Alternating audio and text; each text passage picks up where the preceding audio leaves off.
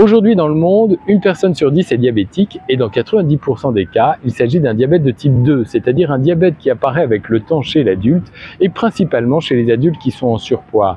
Ce diabète se distingue du diabète de type 1 qui est lui une maladie génétique qui est diagnostiquée chez l'enfant et qui ne peut se traiter qu'avec des injections d'insuline. Alors pourquoi est-on diabétique? Que pouvons-nous faire pour éviter cela? Voilà ce que je vais essayer de vous expliquer dans cette vidéo. Alors comment apparaît ce diabète de type 2? Pour être très schématique, comme je vous l'ai dit, ce diabète est lié au surpoids, c'est-à-dire que les graisses vont aller bloquer les récepteurs dans les cellules qui s'appellent les récepteurs à insuline, et cette hormone que nous fabriquons et qui nous sert à éliminer le sucre en surplus, eh bien ne va plus fonctionner et le taux de glycémie, donc le taux de sucre dans le sang, va augmenter. Or, quand le taux de sucre est important, il altère vos artères. Et ça, c'est vrai autant pour les petites artères, comme les artères des yeux, des reins ou de la voûte plantaire, c'est ce qu'on appelle les complications microvasculaires du diabète, que pour les grosses artères, comme les artères du cœur et du cerveau. Et ça, c'est ce qu'on appelle les complications macrovasculaires.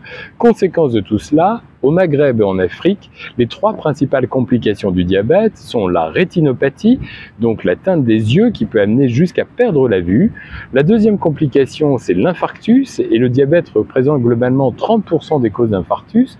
C'est la deuxième cause après l'hypertension artérielle. Et troisièmement, il peut atteindre votre rein, c'est ce qu'on appelle l'insuffisance rénale. Et là, eh bien, le rein ne fonctionne plus et vous êtes obligé d'aller en phase avancée faire des séances d'hémodialyse. Alors que faire contre ça? Vous aurez bien compris, il faut essayer de maigrir.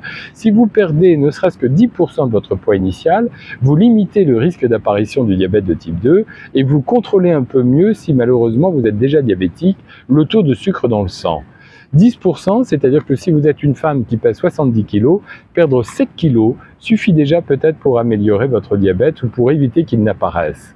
La deuxième chose très importante pour lutter contre le diabète, c'est de faire le dépistage.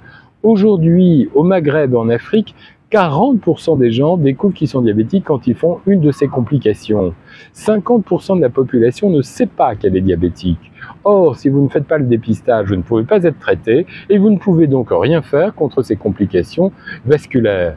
Donc, deux messages très importants pour lutter contre le diabète. Maigrir, c'est-à-dire faire attention à votre alimentation et avoir une activité physique.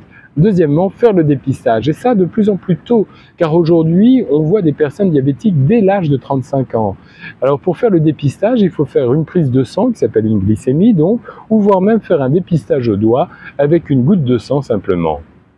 N'oubliez pas ces deux éléments très importants, car n'oubliez pas non plus, aujourd'hui, le seul acteur de votre santé, c'est vous. C'était Dr Xav, en direct de Casablanca.